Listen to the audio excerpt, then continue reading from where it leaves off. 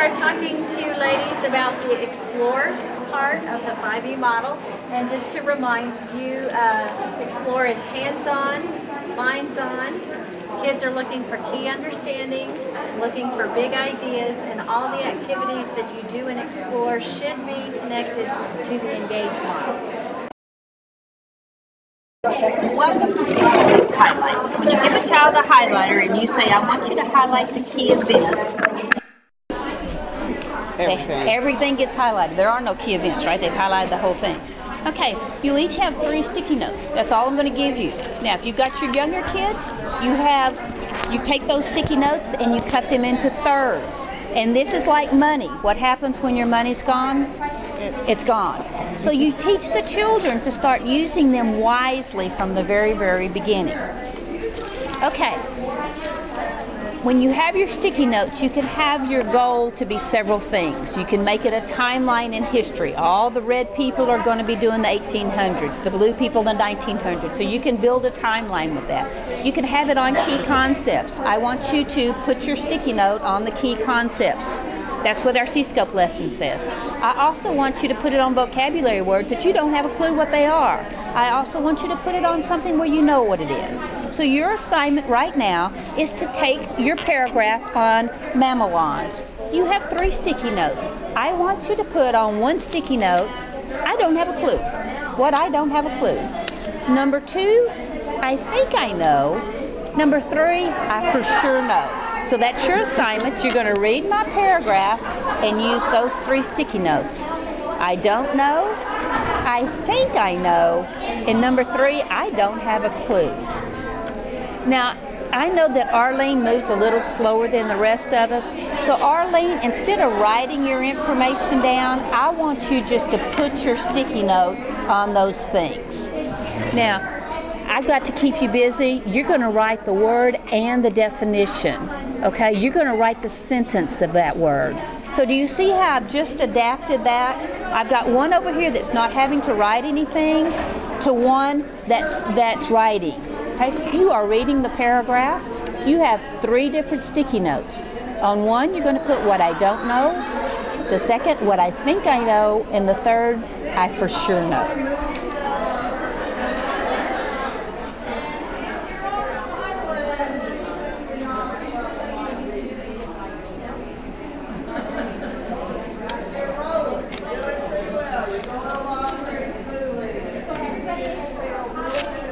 Oh, very nice. See, Lisa's putting hers where it is, and she's writing it down. Very nice.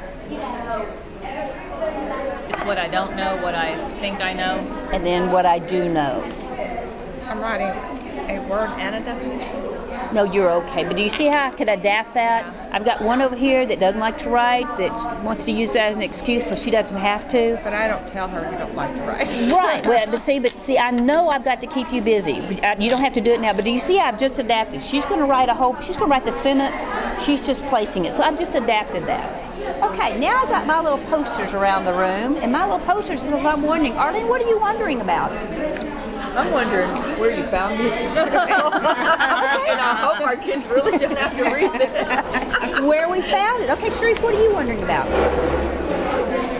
I don't know. I'm confused about the whole thing. Okay. It's a couple vocabulary words. Okay, some vocabulary. What about you? I need to know, because I don't understand mammalians. I've never heard of them before. What about you? I don't know some of these definitions. Okay, I'm going to take the ones that don't know. You two don't know what mammalian is. You don't know. Okay, so yours are all right here. I want you 3 to go over and get the dictionary, and you're going to come back and you're going to tell us. You're going to tell the class what mammalians are. So everybody that did not know what mammalian is, I've just formed a small group, haven't I? Now I've got my star student over here. She thinks that she knows what mammalians are. So she's going to take it, she's going to write a definition, and she's going to put it over here. You guys are going to come back, and you're either going to confirm it or say, "Ooh, Arlene, we're sorry. We messed up on that. Why did you think you thought that?" Well, I was using my context clues, and it talked about a lobe, and I know that I have an earlobe. So do you see how she's taken that context clue and kind of misdirected that? So I'm either going to confirm it, or we're going to find out why she thought that. Now, if I have a small group, I have these typed up, don't worry, I'll send them around. Now, if I have a small group, I can do this. What we think we know. I've got you right here. What we think we know. Yes, we were right. New information. Nobody knows what a mamelon is. Questions we have, well, I know it's about a tooth, but what part of the tooth? And then on the back, I still have my misconceptions. Now, I can take this with vocabulary, which is what I see with our, with our ELL kids. They're not taking their context clues. So we're going to take that vocabulary, and then we're going to use it to manipulate what we know. We just assume everybody knows what a tree is, right? They may not. So you're going to take that. You can take it with and put these sticky notes on subjects. What do you want to write about? I've got 5 different areas around the room. Lisa, you're going to put your name on a sticky and you're going to go put it where you want to write about.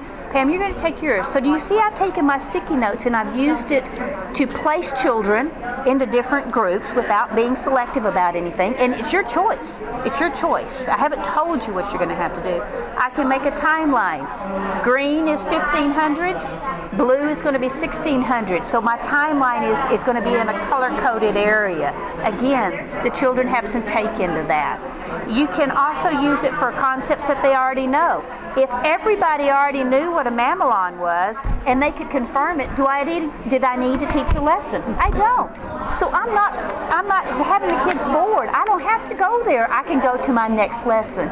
So you can use it both ways, either to confirm that I need to reteach it, because if nobody knows what it is, what happens? I've got to go back and reteach it, right?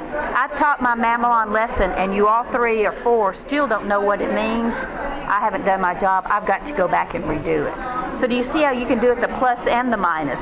I don't have to teach it, or I need to reteach it. Okay? Okay, real quick, I'm going to tell you what a mamelon is. Do you have that written down, Beverly? What? Do you have some of that information Yes. for us? A mamelon is the little bumps that come in when the teeth come in on the lobes. Okay? The lobes are the part that form down here in the gum. The cingulum is the little valley in between each one of the bumps. That's hilarious. So, Picture's worth 1,000 words. it is. It You would is. need to label that for me. I need to label that for you. I would need to have the signs pointing at it. Oh, this was, it was like, started looking up the definitions and it didn't mean anything, and when I saw the picture. But see, again, you can confirm, you could use a picture to confirm whatever you've done.